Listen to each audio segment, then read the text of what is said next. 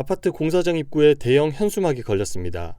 롯데건설이 지난 17일 청담 삼익아파트 재건축 현장에 공사 중지를 예고하는 내용입니다. 현수막에는 롯데건설이 2021년 12월 착공 후 약 4,855억 원을 투입하고 있으나 조합은 도급 계약상의 의무를 이행하지 않고 있어 부득이 공사를 중단할 예정이라고 적혀 있습니다.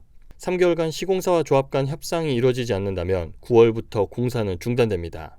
청담 르웰은 청담 삼익아파트를 재건축해 지하 3층, 지상 35층, 9개 동 1,261가구 규모로 공사 중입니다. 지하철 7호선 청담역 역세권이자 한강뷰 단지로 분양에 대한 관심이 많은 곳입니다. 2021년 12월에 착공해 2025년 하반기 입주 예정입니다.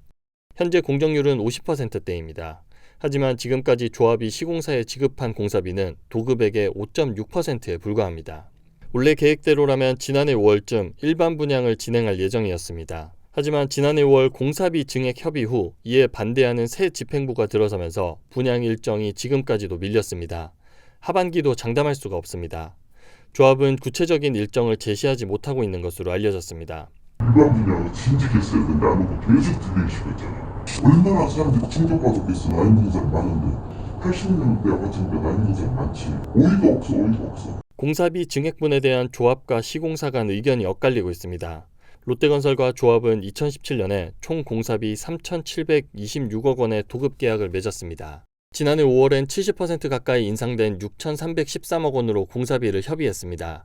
그런데 조합 내용이 이어지며 공사비 증액 협의를 이끌었던 전임 조합장이 지난해 7월 사퇴했습니다. 지난해 10월 선출된 새 집행부는 조합장 선거 당시 일부 마감제를 유상에서 무상으로 바꾸는 등 공사비를 낮추겠다고 공약한 바 있습니다. 그러면서 전 집행부가 협의한 70% 가까운 공사비 증액을 그대로 받아들이기 어렵다는 입장입니다. 조합 내 갈등이 시공사와 조합의 갈등으로 발전하면서 분양을 안 하고 버티니 시공사도 공사를 못하겠다라는 상황입니다. 조합 측은 지난해 12월 한미글로벌을 건설 사업 관리 업체로 선정했습니다. 전문업체를 통해 공사비 문제를 해결하려는 의도였는데요. 용역비 11억 5천만 원에는 공사비 과다 지출 여부 검토 항목이 포함되어 있습니다.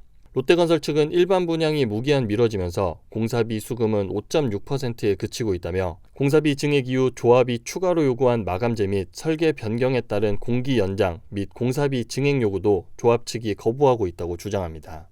갈등이 깊어지면서 청담 르웰 분양은 올해 하반기도 불투명해졌습니다. 양측이 합의점을 찾지 못해 공사 중단까지 치닫는다면 내년 8월 준공 시기가 다 돼서야 분양에 나서게 될 가능성도 있습니다. 그러면 사실상 후분양이 되는 겁니다. 정비업계에선 조합 측이 분양가 상한제를 피하려고 일반 분양을 지연시키고 있다는 분석도 나옵니다.